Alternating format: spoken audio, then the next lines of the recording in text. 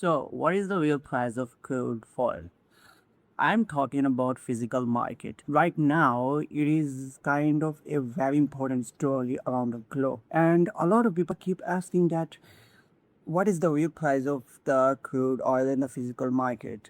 How somebody can say that crude oil is currently right now is priced at somewhere at these dollars per barrel. Let me give you an answer. It depends. It depends on what kind of crude oil we're talking about, when it is being sold, and where it is being sold. So this is a quick answer to that question. Let me explain it all to you. There's a lot of varieties of crude oil available around the globe. On a general level, if we are going to scale them out, there is the variety which is sweeter, which is less in sulfur, and the variety, the opposite of this is the heavier crude oil, which is higher in sulfur. And also there is a scale measurement of the API gravity. More the API gravity, the better it is. The crude oil is kind of mix of both. And it is very important to know that if the crude oil is sweet, then it is going to be refined into other products very easily. And there is also structural linking to the kind of the refineries available in a certain region. Making up of new refineries is a very hard process and lengthy and time-taking process. So the kind of crude the refineries in a certain region may need is going to affect the demand of that kind of crude in the market. So if I'm going to explain the oil market in general, then I can say that the oil market is right now split into two kind of worlds. There is the financial market and there is the physical market. In the physical market, the oil gets exchanged hand to hand. It is the real thing there, and it goes into production, it goes into the supply chain, and everything that happens in the oil world. But in the financial market, the oil is kind of traded as a form of contracts. The contracts can be swaps, options, or futures, these kind of derivatives that exchange hands electronically. So these two are different worlds. One can be called as physical barrels of oil, and the other can be called as the paper barrels of oil. But these two different words are not isolated. They are actually linked together.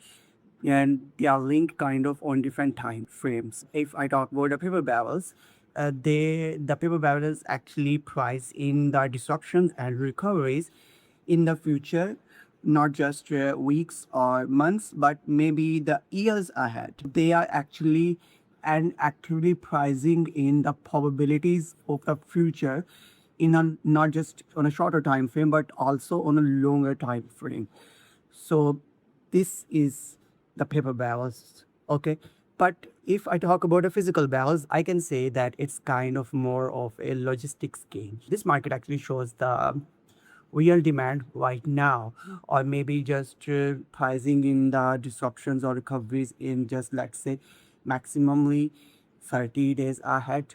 So they are actively pricing in what kind of barrels are available and how easily they can be accessed and shipped.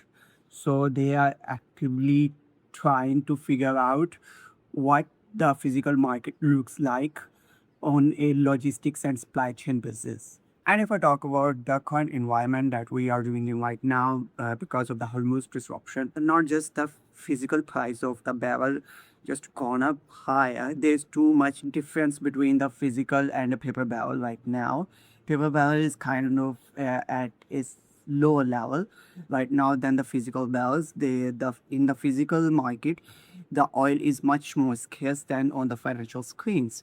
So what's important right now is to say that not just the physical crude oil is expensive, the shipping, the freight cost, and other ancillary costs are also very expensive right now. The Brent crude is currently maybe $95 per barrel. You can see that the normal crude oil, which is can be easily accessed or tightly accessed by the market on average basis, is currently right now at around $125 per barrel.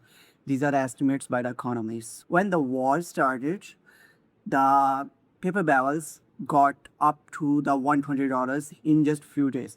But on the physical market side, everything was a bit calm because of the results and a lot of other supply already available.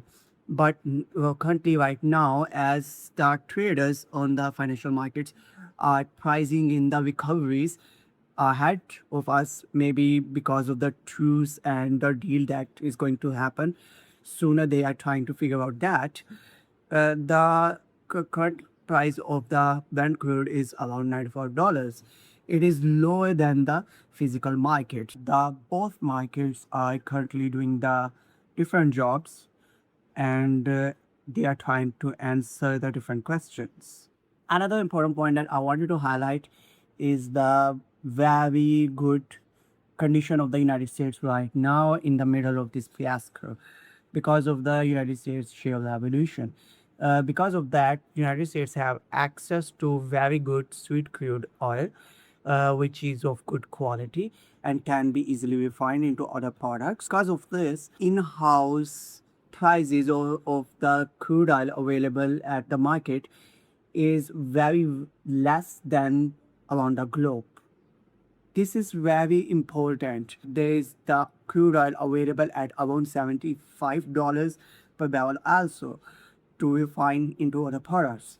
So the currently United States can sell oil at cheaper prices against the other different countries. This is not a also sustainable thing for the United States. It's gonna act up very good for just let's say a month or two. But when the other refiners from around the world will start to buy the oil from the United States, the prices of this oil is going to be in competition with the rest of the world, and due to this the prices is gonna rise as compared to the rest of the world, and the prices of the oil from other countries are going to just stay stagnant, and the price of the United States crude oil and the prices of the rest of the world crude oil are going to become into an equilibrium. Currently, the United States has an edge because of its trade revolution, but not just too much edge. If we just going to see the same kind of disruptions in the future, what I think that there is a structural change to the supply chains because of a lot of disruptions due to the war. The structural supply is currently less than the supply that anybody would have expected for the war. And this is something that I wanted you to look at. The situation in the physical market is somewhat a lot different than on the financial market. And I think you have learned some very important stuff over this video. So, bye. Share it with your friends if you want to.